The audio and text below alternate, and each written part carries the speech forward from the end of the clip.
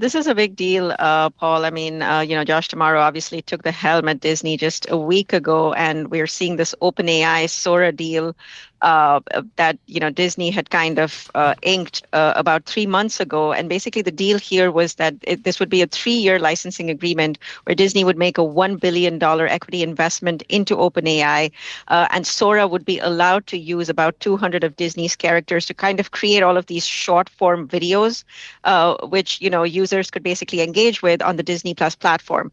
This was kind of, I think, Disney's way of playing offense, defense with the whole rise in AI, and kind of, if you can't beat them, join them, kind of really joining the bandwagon and saying, yes, we have a stake here with AI. So this falling apart definitely kind of leaves Disney. Definitely, they were blindsided. They've been kind of trying to do different things in terms of really monetizing their IP, creating like this really this franchise fandom, if you will, right? Really digging deep into it. That's what Josh Tomorrow has spoken, both with this OpenAI deal as well as the Epic Games deal. That was a deal that actually Josh Tomorrow had kind of brokered, and just over the past few days, we've kind of seen, a lot of news with Epic Games too. And so this really kind of now raises the stakes for them to kind of find out, whom else they can partner with to kind of deepen that fan engagement. Okay, so he's got his work cut out for him. Certainly makes for a busy first week on the job. Geetha, we also want to talk to you about what's going on with Netflix. It's bolstering its live streaming mega events. There was the BTS Comeback show, which I guess the live show didn't attract as many people as thought, actually attending the event, but the actual streaming of it was a monster hit, wasn't it? It was a monster hit, Scarlett. You're absolutely right. Over 18 million viewers worldwide. And this is, again, we come back to the basic buzzword in media right now, which is engagement. What are all the different ways that you can build engagement? And, again, the OpenAI Sora deal with Disney was, again, a way for Disney to build that engagement with their fans. Netflix kind of chasing all of these different types of content, whether it is sports, whether it is this live event, the BTS Comeback tour, again, trying to deepen that engagement, trying to deepen their connection with fans, as you have more and more sources of, video basically competing for time spent.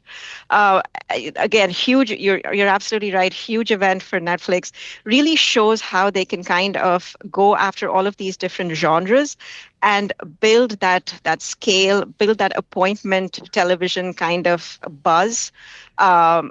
And really get a good ROI on their investment. By the way, they're increasing their content spending for events like this year by $2 billion. That's a pretty sizable step up. So we're looking at them, spending about $20 billion, Scarlett, this year on content. Wow.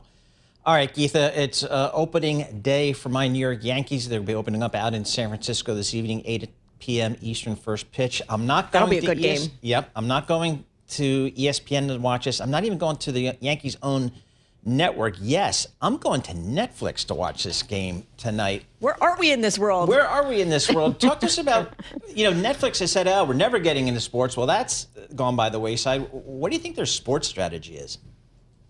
So their sports strategy, Paul, I mean, this is a really important point. Their sports strategy has been very, very calculated, very, very measured.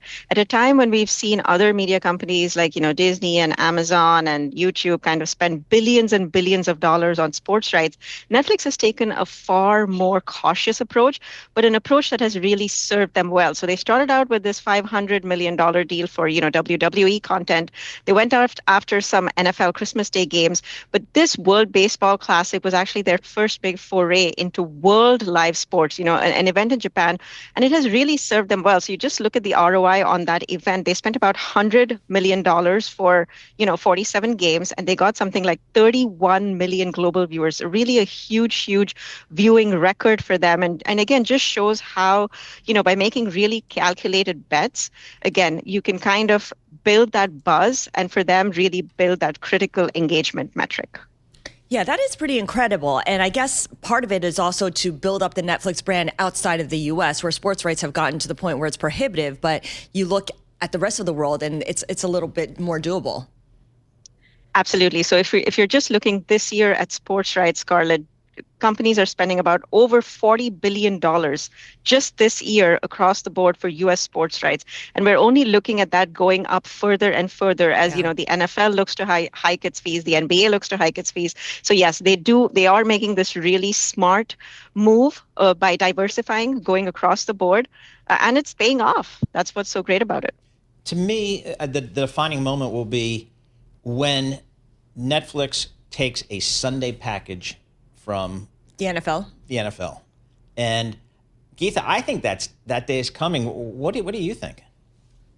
I also think it is coming. So they've already kind of dabbled with that, Paul. They've done the Christmas Day games. Again, they had some of the highest viewerships ever for the Christmas Day games, something like 35 million viewers. Sunday. Yeah. Yeah. Anyway. So I also think that they are definitely, probably going to go for a digital package. I mean, the NFL wants to go there. They know that majority of the viewership is migrating to streaming, and it would be stupid for them not to kind of sell a digital package. So I definitely think it's going to happen sooner rather than later.